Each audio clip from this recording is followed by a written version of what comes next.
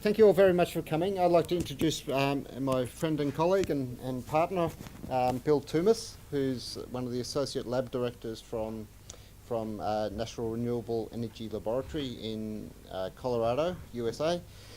And Bill's got a very exciting project, I think, or he's got many exciting projects, but the one he's going to tell us about today is about materials by design and advanced photovoltaics. So if we haven't got the materials we need to do what we want, then Bill's the man to work to generate it, to create it.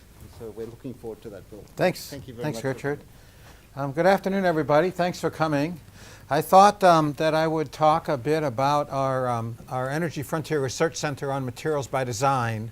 But first, I wanted to tell you about some of the more recent results on photovoltaic research coming out of NREL from a number of the colleagues in my organization. And I realize talking about photovoltaics research here is a bit like bringing coals to Newcastle. But I think we're seeing a very interesting time in PV for all of us, and we probably are seeing some very similar things. So I just have what here will probably be a bit of a pedantic summary, but I think that we've made rapid progress. We'll probably see grid parity in the US by 2020 and grid parity before then in a lot of parts of the world. But I think there's a very important message we need to collectively probably start communicating, and that's that we're not done yet. And it's very easy for people to say, well, that's a success and move on to the next thing. And there are some important next things as well. But I think we're not done yet is important. And I think getting, as my new director likes to say, when the automobile replaced the horse, the car did not stop at horse parity. And probably stopping at grid parity is not a good idea either. And so I would argue there's a lot of important things for us to do. Certainly, we're at one of the epicenters of silicon research, and there have been people betting against silicon for decades. And I would not purport that we bet against silicon, but I would purport that we start making some additional bets in some other areas as well. And I think also one of the big issues we're going to have to eventually deal with is that solar doesn't have a good time match with energy use. Night and day is a perfect example. And clearly we're going to have to figure out how to mitigate the devaluation of solar energy as we see increasing penetration. And I think there's some opportunity for some important materials science and engineering there as well. And it's pretty interesting that there's still a billion people that are underserved, or more than a billion people still underserved in this new millennium in the world, and solar energy and dispatchable energy have an important role there. The Sunshot goal you're probably all aware of is $1 US a watt, which equates to a levelized cost of electricity of 6 cents a kilowatt. You may or may not know, but there's a nice set of recent reports from 4 national labs, including NREL, on the DOE website that really codifies the current path to Sunshot. And we've come a long way, and we still have some way to go. I think some of the conclusions, continued innovation at the system level, and we're very much interested in NREL now at the system level. Materials and devices are fascinating and still some work to do, but the system level work is important. Grid flexibility, next-gen power electronics, and other strategies are going to be important. One of the reports actually does a nice job of codifying the environmental benefits of solar and suggests that at high penetration, the environmental benefits could be over 3 cents a kilowatt hour alone. So having some way to figure out how to monetize that or get credit for that might be important in our world of the future. The NREL solar program is just shown here. A lot of work over many decades on cost and performance of PV devices, and a much more expanded portfolio now thinking a lot more about manufacturability, as well as system reliability and bankability, and integrating analysis with our energy systems integration. And so if you think about the NREL portfolio, it's probably not that different than the one here, but really understanding the limitations and enhancing performance in current systems. How do we actually accelerate emerging concepts, and what are the next generation technologies we may need as we think to the future? And I think at NREL, one of the things that we're working very hard on is integrating our 3 competencies in PV research, in analysis, and in energy systems integration. And I like to say that our PV research is really focusing now on doing assessment-driven, use-inspired material science and engineering and systems research. So just 3 quick examples of some advancements recently. I think you guys are all aware of the very high efficiencies in gallium arsenide. I think your website has a recent solar record for silicon gallium arsenide tandems in an interesting module configuration, so kudos on that. As you know, that's a great application for space, and bringing that back to Earth is going to require some cost reductions. And so one of the concerns you have to worry about is if your metal organic precursors cost as much as your final product, you have a problem. And so one of the things that we've spent a couple of years on working with a number of collaborators is developing a hydride vapor phase epitaxy system that basically takes metals, indium and gallium, and alloys of phosphorus and arsenic, and transports them as the halides into gas phase and then deposits them, and avoids metal organic precursors. And we've actually, our colleagues at NREL, John Simon, David Young, and Aaron Patak and others, have actually just made a 23% cell from those types of concepts. So I think new processing technologies and how that translates to manufacturing are going to be critical, and one of our new focal points. The other one is, again, a bit on the coals to Newcastle, but we've been very interested in tandem cells. How do you improve a silicon cell and not mess it up by putting something on top of it? And many of us are asking the question, what are the strategies to put things on top? And there are clearly 2 terminal current match concepts that are like the 3-5 multi-junction, and there are many 4-terminal concepts as well. Here's a recent paper that we've done with just about a 30% device, putting a gallium indium phosphide top cell on top of a very good silicon cell. And I realize there's many other configurations, and I think some of the demonstrations you have here of maybe not putting those 2 cells on top of each other might even be a better way. Cadmium telluride is clearly advancing. I think the total annual production is almost 3 gigawatts a year, and I think I saw a website recently that suggested about 14 gigawatts of total installed cadmium telluride. The fascinating thing is, despite all of the work over the last number of decades, there's still important condensed matter physics to do in these materials. And this is one of the areas is in the open circuit voltage, and I think everyone understands these are polycrystalline materials. And we've had some people at our place do some really nice theoretical work trying to understand some of these defects, which might be the cause of some of these open circuit voltages. So for decades, we've been stuck at an open circuit voltage of under 900 millivolts.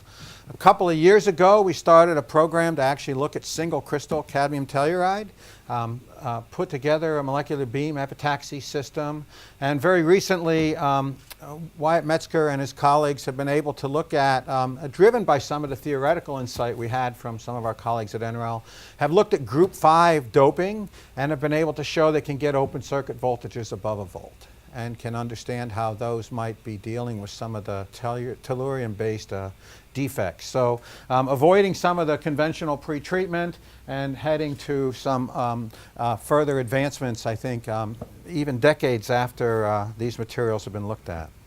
So if you're a photovoltaic scientist or engineer, this plot should worry you. This is an analysis out of Berkeley on the left side and out of NREL on the right side, and it shows basically the devaluation of solar electricity as a function of penetration.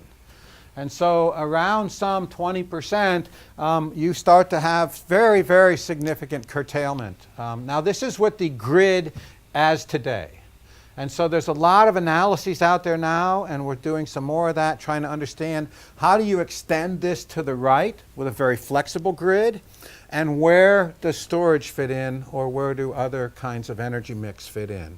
And so this becomes a very important area. Several years ago, NREL had a good strategy to work with DOE, and we created an energy systems integration facility. It's about a $100 million platinum LEED building that sits at NREL. That's mission is to look at energy systems integration.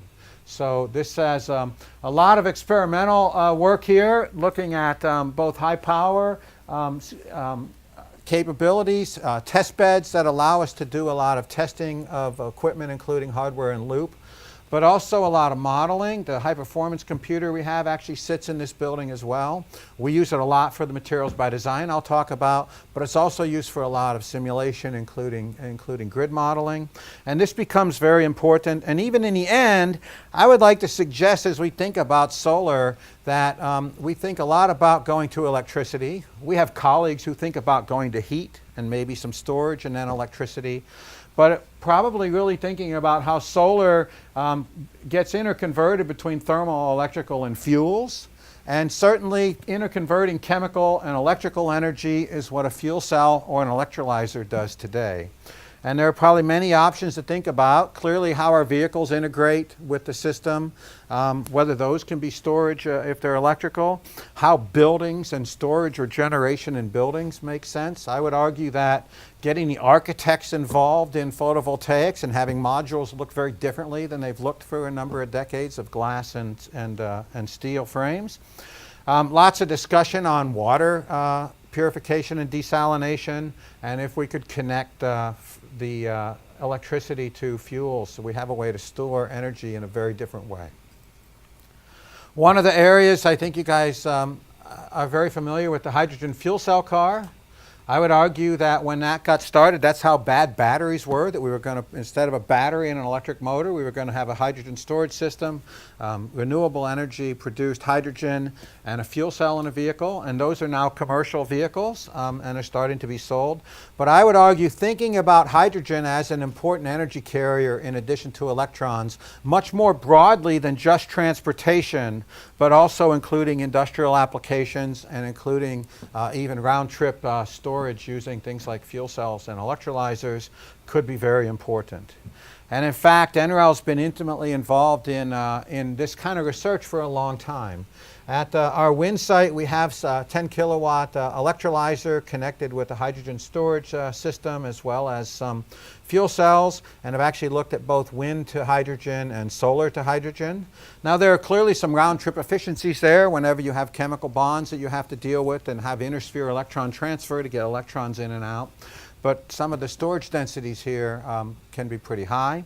The other issue, of course, is that we want to probably think more and more about, can we get the capital cost out of electrolyzers, and think about some materials needs and some research areas there. And if we start thinking about electrolyzers running on intermittent energy and maybe even thinking about direct DC coupling from energy generation to electrolysis, we may need to be thinking about how those electrolyzers are reliability and durability work.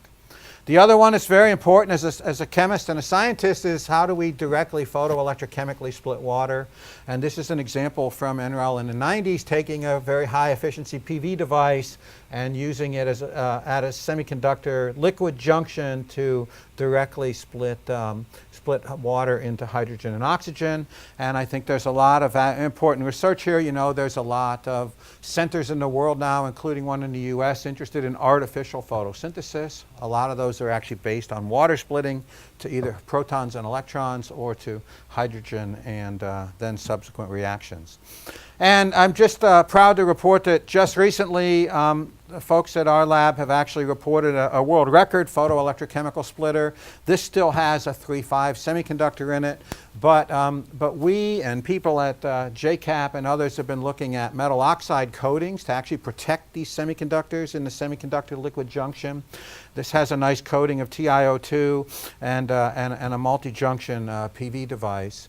And just last fall, some of our fundamental solar photochemists took a really hard look at how these very thin TiO2 layers behave on these semiconductor liquid junctions. And here's a result that they published in Science looking at transient photoreflectance. And they were actually able to show that this very thin TiO2 isn't just a chemical impervious coat, but it actually forms a junction that actually drives electrons to the surface and holes into the semiconductor. So it takes those photo-generated holes and drives them to the other electrode, which really is a mechanism to prevent photocorrosion in these materials. Now, I think we all have heard of these materials. Pretty fascinating. Not new materials by any means, but certainly newer to photovoltaics. I think there's probably all of us are sitting trying to ask, where does this fit in the ecosystem of PV technologies in the future? Everyone is aware of these efficiency plots that have been presented at any NREL talk. I decided not to present one today, although I may lose my license to talk. I'm not sure you can come from NREL and not show that chart. But this is one of the steepest slopes on that chart. From materials that have been known for a long time but only recently been made into thin film PV devices, really high increase in efficiency very quickly. Fascinating materials from a materials physics standpoint, very long diffusion lengths, very long recombination lifetimes, very high carrier mobilities. One could ask, as a chemist who could look at this and say, this is a molecular approach to a solution processable, defect-tolerant gallium arsenide. Some of our techno-economic people have looked at if we could make this thing live long enough, let's say 30 years instead of 30 minutes. One could take these systems, what would they look like from a production standpoint? And you see that these have a potential to be cheaper than a lot of the other processes, including some of the thin films. So at least if we can understand this, we have a potential to maybe do a new PV technology. And I like to tell the younger folks in our organization, the absorbers that people use today were absorbers when I was very young. And so the idea of actually witnessing a potential new absorber, although many have come to the forefront before, can be pretty exciting. So we started out just several years ago with some internal discretionary investments, also worked with our sponsors both in the fundamental science and in the applied science arena, and started a program in perovskites. It won't surprise you that a lot of the expertise that we brought to bear were the people that were doing quantum dots and the people doing organic PV and dye cells who had really thought in this space, but we're now merging them with some of our people that think in more traditional semiconductor space. And we have created a pretty broad research portfolio. There's fascinating fundamental science here. In fact, a lot of our people are looking at the fundamental science of these materials. A lot of work we're looking at synthesis and processing. I'll tell you a little bit about that. And then, of course, the stability and degradation mechanisms are very important to understand. And how do we make these reliable systems? How much of it are innate to the material itself versus the interfaces or the device architectures that we might put them in. I'm really proud of our folks. In about 3 years, there's 53 publications out of NREL, many collaborative publications in this space. We have the highest H-index in the U.S. for a U.S. institution, but there are a number of institutions in the world that are publishing more than we are even. So, but a lot of progress. I just wanted to show you a couple of illustrative examples. I'm not going to spend any time on these, but Matt Beard and his colleagues last year showed that even though these materials may not behave as excitonic semiconductors and look like a plain old semiconductor, they actually have some very interesting phonon bottlenecks, and you can see very slow cooling of hot carriers. And he's even been able to get evidence that you could potentially extract these hot carriers that are generated photochemically. Excitons are actually important in the absorption and can modify the recombination. And our folks have done a lot of experiments looking at surface recombination, and the surface recombination velocities are actually about 3x lower than even in gallium arsenide. And there's a lot of important interface charge transport that one can look at. On the interface between applied and fundamental side, Jeff Blackburn, who's one of our single-wall carbon nanotube experts, has been able to show that you can use carbon nanotubes to extract photo-generated holes from these systems. And Joe Barry, Joey Luther, and others have been working with Mike Toney at the Stanford Linear Accelerator, where we've actually put a solar device in the X-ray beam and have been actually looking at performance as a function of the processing characteristics of these devices. And one of the interesting things they find is that high degrees of crystallinity are not required for high performance. And in fact, here's a quantitative measurement of crystallinity. Cells that have very high efficiency can have crystallinity of 50–60% only. So some very interesting ramifications for processing. Here's a nanotube sitting in between the spiro and the absorber in a perovskite solar cell, and you can see you can mitigate or dampen some of the hysteresis that's known without affecting the performance of these materials. And then the other one, of course, is, and it took me a while to understand that many of those solar cells on that efficiency chart are about that big. And clearly we need to be thinking about solar cells like this. And so this is at least a couple orders of magnitude jump and looking at centimeters squared and larger cells and trying to understand the processing. And we even have a program now to look at trying to do some roll-to-roll solution phase processing of these materials. The last thing is the stability, and one of the issues with stability is trying to get some really good data on the phenomenology of stability. And so our folks, Matt Reese and others, have built a nice environmental chamber that can rapidly examine a number of cells simultaneously. We can control the temperature, the humidity, the oxygen content, really start to get a good understanding of the phenomenology of degradation and try to probe degradation mechanisms. Okay, so now I'll talk about what was advertised. And I would like to, I think everyone understands that materials are critical for energy. Here's a slide from Eric Miller at DOE. Plenty of materials areas where, and energy applications where materials are important. I wanted to just talk today about our Energy Frontier Research Center. So the Department of Energy has 32 Energy Frontier Research Centers in the US. They're about $3 to $4 million a year, 4 years, and they're assembled around the fundamental science for energy, long-term use-inspired energy applications. At NREL, I direct the Center for Next Generation of Materials by Design.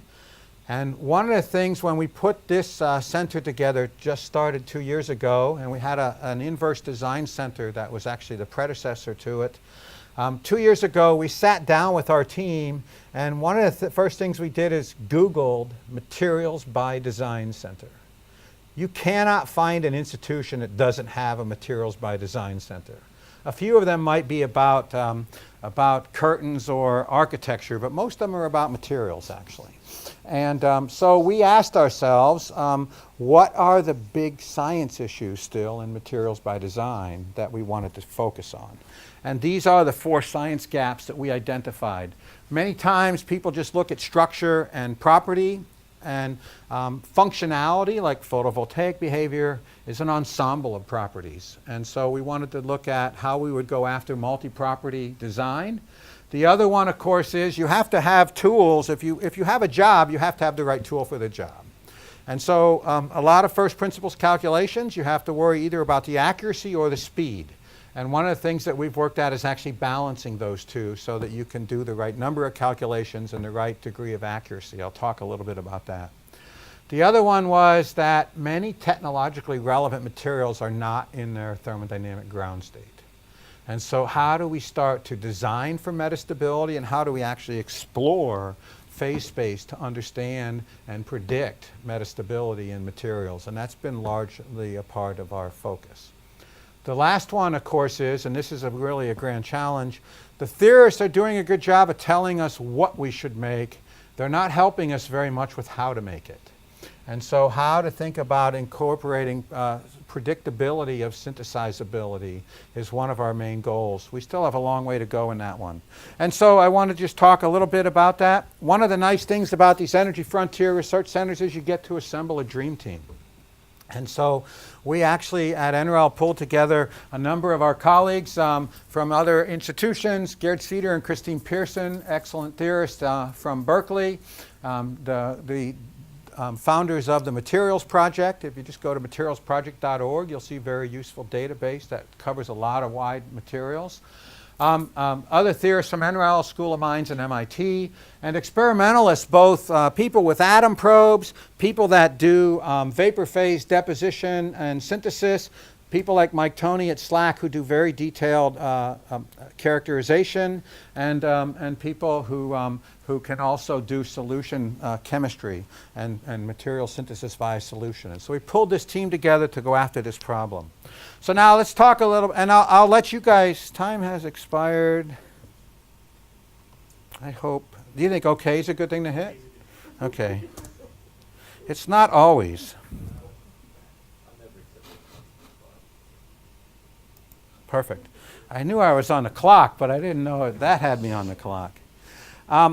I just want to talk briefly because you have to be very careful when you try to do materials by design. First of all, you need to hook yourself up with some trustworthy theorists, and the good news is there's a bunch of them out there. Second of all, you can't just go grab a code off the web and start calculating things. On the right here in green is some of the normal DFT showing the calculated versus the experimental band gaps for a number of simple materials. I would argue a shotgun would probably give you just about the same correlation. At the same time, you can't spend all day calculating one material if, as I'll show you, you want to do 80,000 calculations in the end to search material space. So you have to balance that, and we're very fortunate to work with some theorists who are very capable, understand theory very well, but are also very pragmatic. What that means to a theorist is they're willing to think of some empiricism to help improve their theoretical prediction capabilities. And so Stefan Laney's been an expert at this, and he's taken these high quality GW calculations for band gaps, but he's actually been able to empirically put a parameter in for the potential for each transition metal. And you can see in the blue, very nicely been able to fit and then predict band gaps for a wide range of materials. And that becomes very important. If you have a tool, it has to have the right ruler for you to do the kind of measurements you need. And you don't need to have too precise a ruler, but you need a sufficiently precise ruler. Vladis Stevanovic did this at NREL and now at the School of Mines for heats of formation. One of the issues we had was we calculate heats of formation using conventional DFT, and the error bars are wider than what we think are the deltas between the different compositions and structures that we want to examine. So again, we need a finer ruler. He came up with this finite element reference energy to basically fit the heats of formation of a lot of binary metal oxides, and then showed that could give you very good fit for a whole lot of ternary oxides. And so we can get our accuracy down to about a kcal a mole. And Vladin's been able to actually do 80,000 calculations this way of some structures I'll show you. So that becomes very important to do it accurately enough. We also are collaborating with a number of people, including John Perdue, who's actually developing new pseudo-potentials to improve some of these calculations. And Gerd Cedar and he have shown that even for very simple systems like manganese oxide, you need these new pseudo-potentials to be able to make sufficiently accurate predictions to even predict the right ground state of MnO2. And then as we think about other tools, Alexei Kolpak and others are thinking about how to develop neural networks, how to think about learning systems that can help us with things like extensive defects.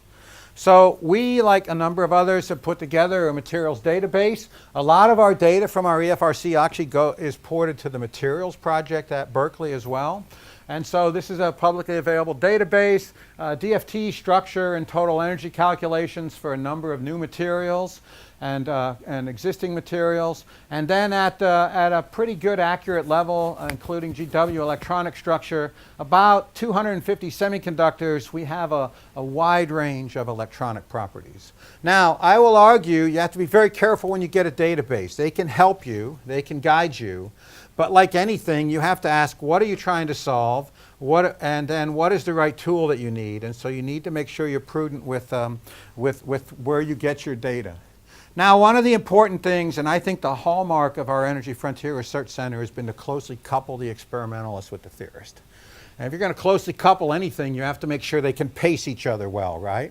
And so the theorists are getting better at high throughput calculations. The experimentalists luckily have a number of tools where they can get better and go at similar speeds. And so here is a number of high throughput tools that we've developed at NREL. The ability to make combinatorial libraries over a wide range of ternary and quaternary systems using pulse laser deposition, physical vapor deposition, the ability to make gradients across thickness, temperature, composition, the ability to have reactive or unreactive gases in those systems is very important.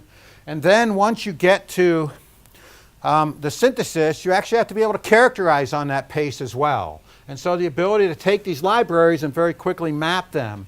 And so we have 15 mapping tools that allow us to look at composition, structure, transport, optical surface, and the like. And then lastly, you can imagine you generate a whole lot of experimental data. And so the ability to port that, to be able to sort through it, to curate it, and to actually use it.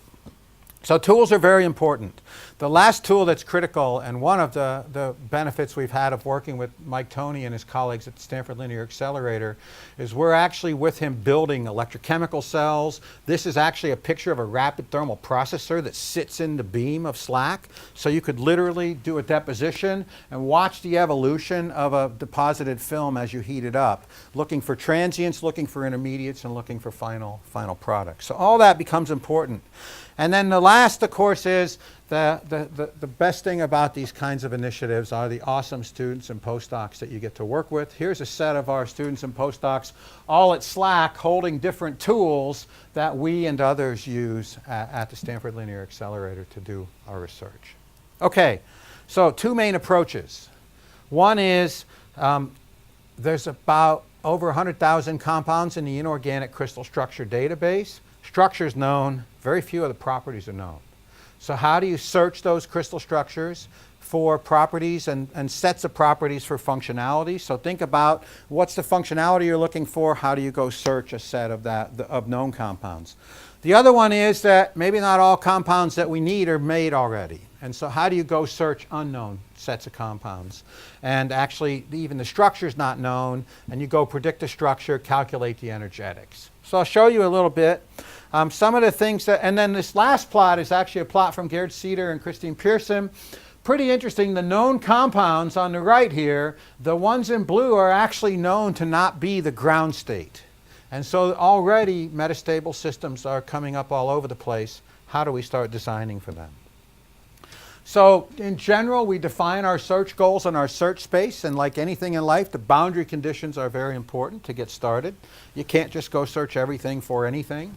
High throughput material search, both with computation and experiment, and then focusing down as we narrow down into some of the systems that make a lot of sense, some very detailed studies of both theory and experiment. I'll just show you a couple of examples.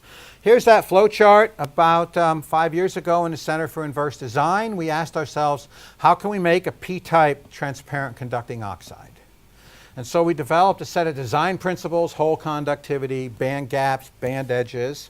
And then against those, we picked a phase space. And we picked this phase space of A2BO4, transition metal spinel compounds.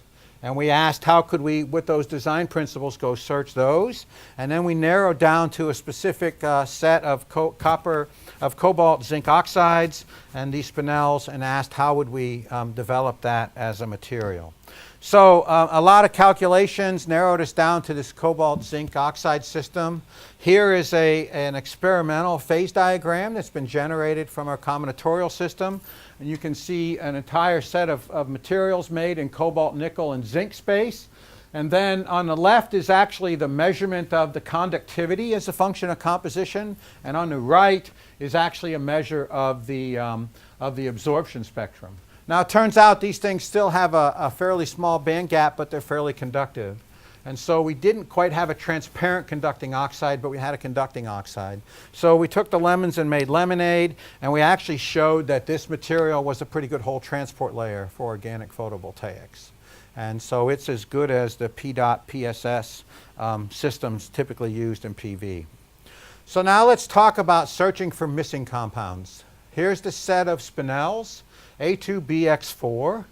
We wanted to look across the periodic table.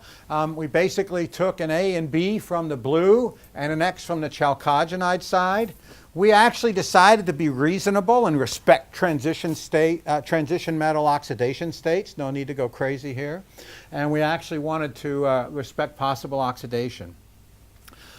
656 possible combinations could be had here, and there's only 250 that are reported. So what about those that aren't reported? Are they stable? Are they not stable? And so we set up an entire scheme to do this.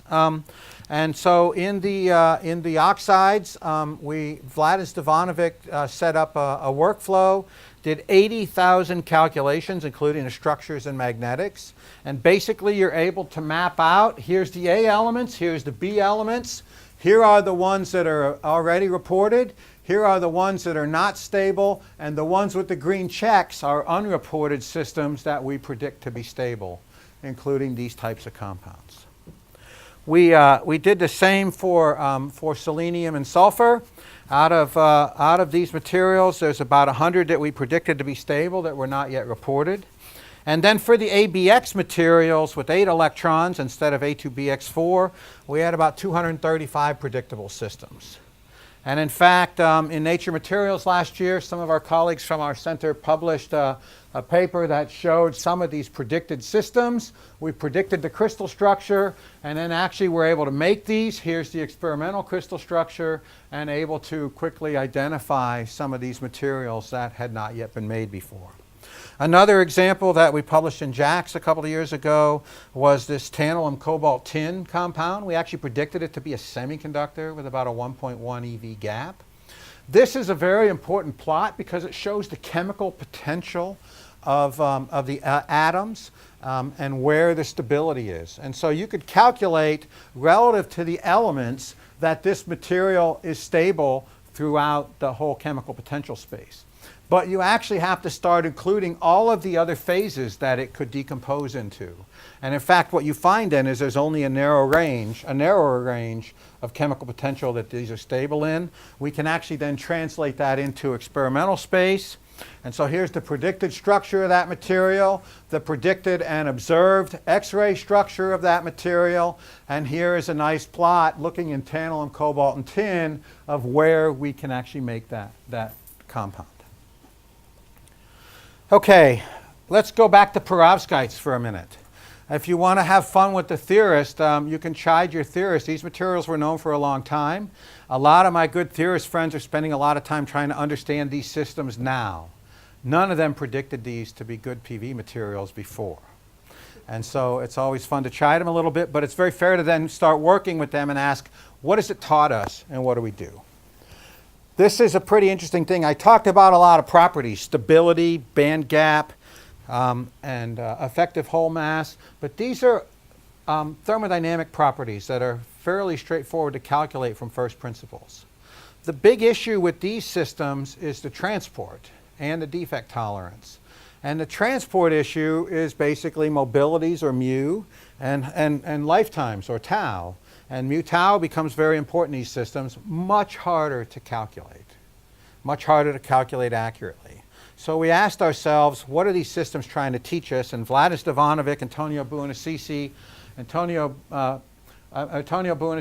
and Dave Ginley and Riley Brandt published a nice paper last year that basically said, let's think about just defect tolerance for a minute and just the simple bonding in these systems. And if you think about gallium arsenide, you have all this antibonding character in the conduction band, but bonding character in the valence band, and that creates these deep traps, these defects that become not very tolerant.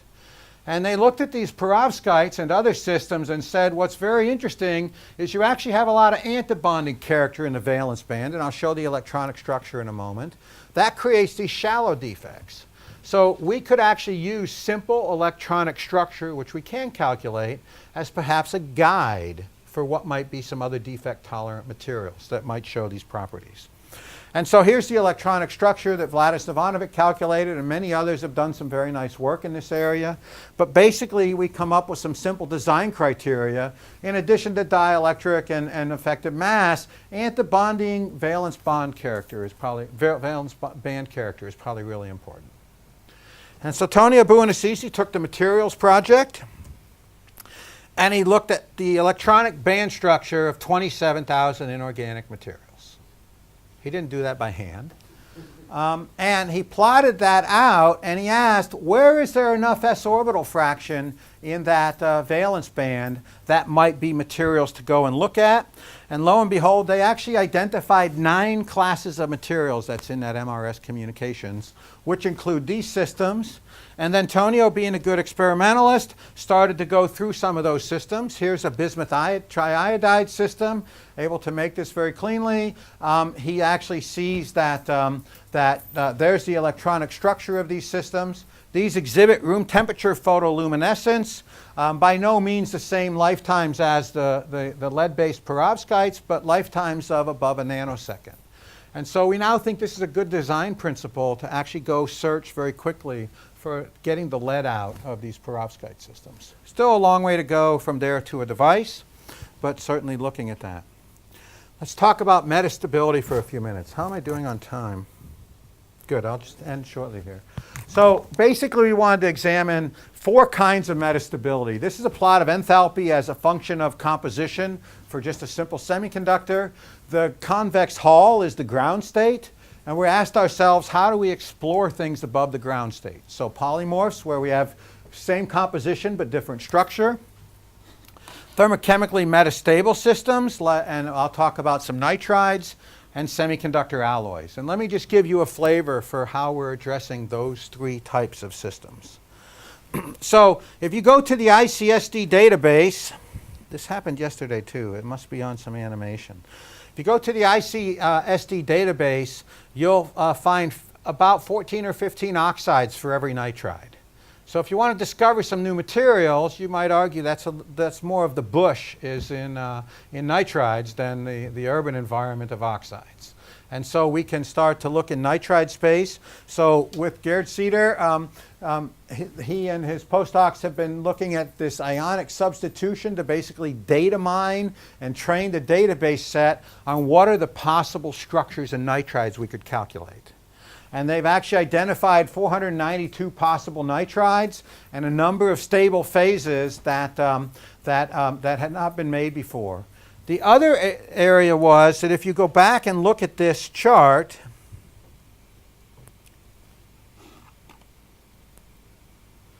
if you wanted to access these materials above the convex hull, Andrei Zakatayev came up with the idea of you don't want to start with molecular nitrogen here. You want to start with nitrogen atoms. And so in fact, if you have a nitrogen atom, you can now be 1.5 EVs above. And so you can have energies up here that can allow you to access these thermochemically metastable systems. And he's actually been able to already show that. The first thing that we did is Stefan Laney and others have calculated some of the optoelectronic properties of both known and unknown systems. Here's a picture of some of the effective masses for the hole in the electron, as well as the band gaps, and we can start to down select which of those nitrides have interesting optoelectronic properties. And while they're doing that as experimentalists, Gerd Cedar and his colleagues are already calculating the entire ternary nitride set and coming up with several thousand potential candidates to examine there as well. So here's an example where Andrei has looked at tin nitride. This tin nitride has a nice band gap, has some pretty good conductivity in N-type, so could be potentially usable for photoelectrochemical water splitting. Problem is it has some large hole masses. And so one of the things that he and Stefan Laney looked at were both the theory and the experiment of actually alloying some titanium in. And here's a really nice plot of what they find out is you can actually lower the effective mass of the hole. And you can see as a function of alloy or stoichiometry, the band gap actually goes from very high band gap to about 1.5 volts or so. And so we've created some new compounds. This tin titanium 2N4 is actually a new nitrogen-based spinel. And we've been able to look at the structure and also examine some of the properties. I think alloying is one of the areas where materials predictability can be very helpful. How do you take compound A and compound B, alloy them to tune the properties, and how do you do that in a predictable manner? So here's a very nice set of work done by Stefan Laney and other colleagues in our center, basically looking at the mixing enthalpy of manganese oxide with zinc oxide. Here is the theoretically calculated phase diagram of that system. And you see actually experimentally where we've been able to confirm that that's exactly indeed what the phase diagram is. Stefan's been able to go further and actually predict the absorption spectrum of those materials as a function of composition. And you see good overlap between the absorption of this manganese zinc oxide alloy with the experimental. And then over here's a very nice illustration with the dashed lines of how you can band gap engineer these materials by doing alloying, and then the experimental absorption spectrum in orange showing the band gap and the match with theory. So a really good way to look at alloying to start to tune and control and design optical properties. And I'll just end with one that I think is fascinating, which are just polymorphs. Very simple oxides have many polymorphs. The structure is different for their same composition. Manganese oxide has over 30 of them. And some of those are actually materials used for batteries. Some of them are used for catalysts. Some of them are used for pigments. How do you take even these simple systems and do some predictability? And vanadium and titanium as well are very rich in this area. So the first thing we did is we went back to the tools. And what Gerd Cedar found is we actually couldn't use all of the traditional DFT methods to calculate the accurate ground state of manganese oxide. So he collaborated with John Purdue using the scan potential. He was able to actually now calculate more accurately both the ground state and also many of the other polymorphs there. And so we're now taking this theoretical data. Gerd's been working a lot on some nucleation concepts, but also what are the effects of counterions in solution, working with our solution chemist and trying to understand how can we actually predict and evolve these different polymorphs based on reaction conditions. Have some theoretical Bay diagrams looking at chemical potential, electrochemical potential, and pH, and how we can control this. And a lot of the important experiments are actually done at SLAC again, looking for the evolution of these structures in solution or in an electrochemical cell. And so basically looking at the bulk energy of these polymorphs, intercalating ions, calculating surface energies, looking at electrochemical transformations, and modeling solid-solid transformations. The other thing we've spent a lot of time on is actually trying to develop substrate pickers where we can calculate the energetics of the interaction of a substrate with the epitaxial growth and start to be able to develop which substrates one might pick for selecting different polymorphs. I'll just end with one example, and this is a really nice piece of work that Vlad and Stavanovic's been doing in our center, and it's how do you sample the space of polymorphs, even for very simple ones. And so this is a nice illustration. Think about a polymorph, and it has some potential energy surface. And what you want to understand is I've seen this, or I've seen that, or I've seen that. How do I know which ones are possible, which ones aren't? And how do I know which ones are accessible?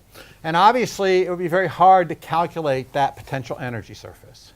So Vladin took a very nice concept, and he said, let's generate a series of structures, and he generates about 2,000 structures, puts those vectors all together, and then he watches each of those structures, he relaxes them to their energy state. It's in essence taking 2,000 raindrops and raining on a potential energy surface and asking how frequently do different buckets, the different structures fill up. And he published a nice paper that showed for the known systems, here's manganese oxide and zinc oxide. This is a plot of the frequency of those structures, those raindrops that relaxed to a structure as a function of energy above the ground state. You see the ground state is predicted, and then you see anything of about a frequency of above 10 to the minus 2 are actually known polymorphs. And in fact, he does the same thing for zinc oxide. And you see all of these spurious things that really don't represent a stable structure, but the known polymorphs can be predicted. That becomes even more important as we start to look for more complex systems. So he's been looking at the tin nitrides, looking at trying to combine this theory with trying to predict those structures, and also looking at some of the antimony nitrides as well, which start to suggest what the ground state would be and what some of the accessible structures would be.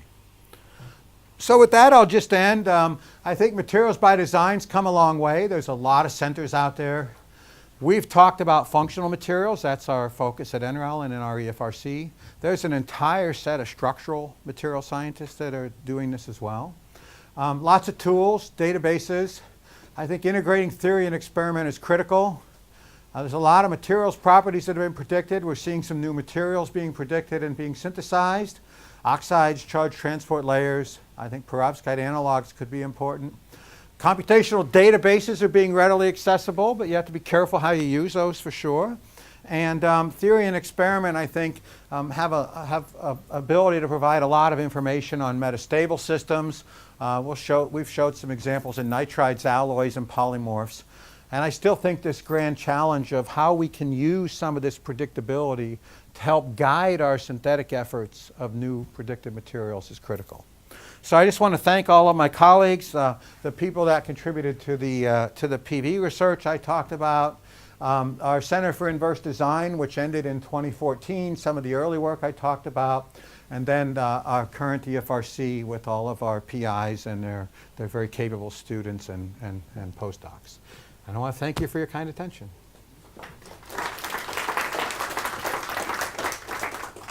Thank you very much, Bill. There's questions? Dirk, I'm relying on you. Yeah, actually got a couple, yeah. It's very fascinating talk, especially with nitrides. I guess you're getting pretty close there. However, nitrides are known to be not very stable, especially when exposed to what we usually have in solar cell: heat, air, water. And so, for instance, if you look at hafnium nitride, actually, if you look at the material safety data sheet, it warns you not to expose it at room temperature to moist air because it hydrolyzes or actually oxidizes. And, Yes. and there's also no ruthenium nitride. That's why the band gap was corrected in 2001 for the same reason. I wonder whether your stability you calculate is actually kinetic one. So it's just basically the compounded vacuum, or whether you actually check for environmental stability. So the answer is, as we down select, we can certainly check for environmental stability. I mean, a lot of our calculations that we do for stability are asking what can this thing phase separate or decompose into. So we could easily add water or oxygen to that mix and do that kind of calculation. We're certainly not doing that at the beginning, but we could do that as we start to down select materials, and before we start to make any materials, we would certainly look at that. Very good point. Yeah, but you would have to use a non-periodic code to do that. Which code? A non-periodic. To do which part? The stability, environmental stability, I guess. Well, you could just calculate the heats of formation of the other products and look for the thermochemical stability, not the kinetic stability.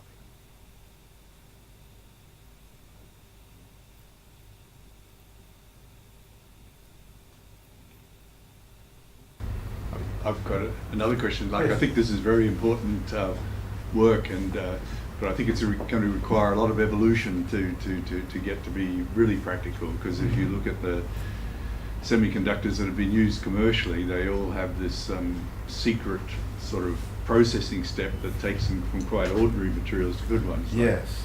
Like cadmium telluride has the chloride treatment, and SiC Yes. has the sodium, and silicon has a hydrogenation. So that adds sort of like another dimension, I guess, to the space that needs to be explored.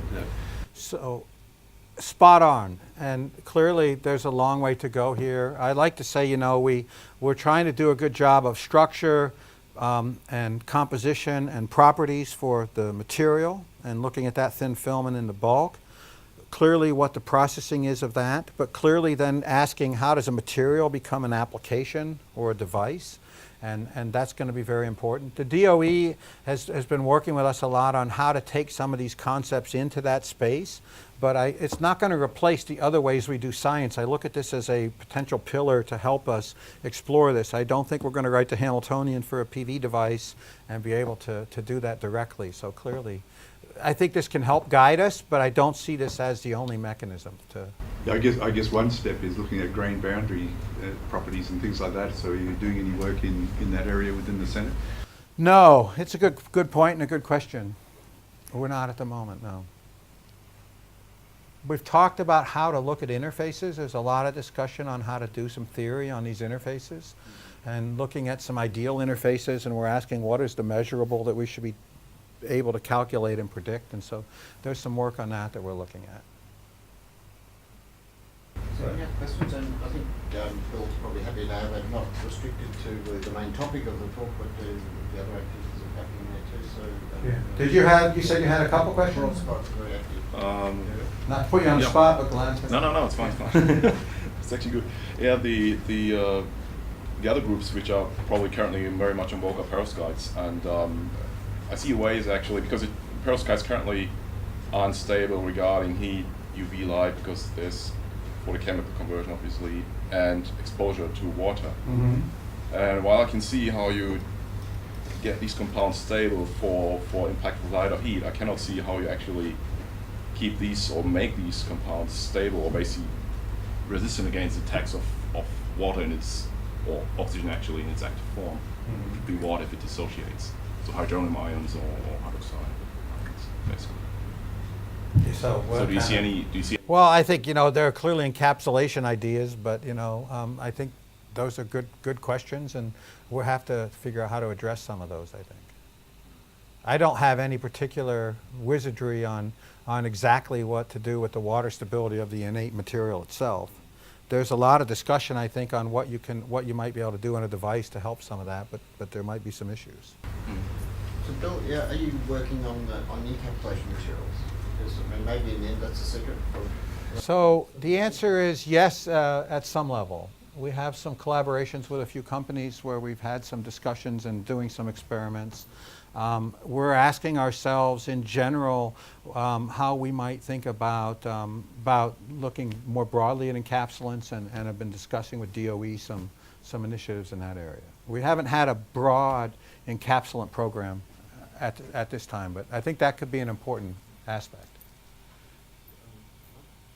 Yeah, I'm quite interested in finding a solution to the question as to whether the anti-bonding nature of the valence band in these materials is linked in some way to their instability, just guided by the clue that the tin perovskites have higher valence band energies and are less stable. So have you got any insights? No, but that's pretty insightful. I would probably go back and talk to my theorists about that if you don't mind. That's pretty important, I think. Yeah. So it'd be an interesting question if someone with the tools to Yes. try and answer a question like Look at that. that, and maybe there's that counterbalance. It's a good point. Do you have special tools or methods to calculate the amorphous materials property, and especially the combination of different elements, different amorphous elements?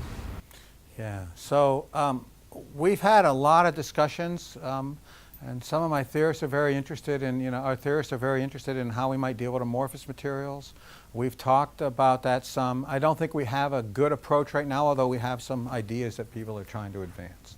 But there's a lot of keen interest, I think, in understanding what you can do there. There's we're trying to ask with some of these local structure tools you can look at with X-rays. You can do some pair distribution function measurements and get some local structure, and can we use theory to actually calculate some of the local structure? Because even though amorphous systems don't have long-range structure, there's probably a lot of local structure that's important there. So our start on theory and experiment there is to look at some of the experimental observables that we can look at local structure and try to do some theory on that. I think that's probably a good start. It may not be a sufficient start or not. So one last question, Dirk, you still... No, but I'll keep that to myself. Okay, Clayton. Maybe next year. Wait, time is up now. Just like a big one last one. Last one. Sorry, I didn't get how did you find the configuration for the transparent conductive layer ABX and A2DX2? How did we do what? How did you reach to the point, the configuration, the composition for the transparent conductive layer?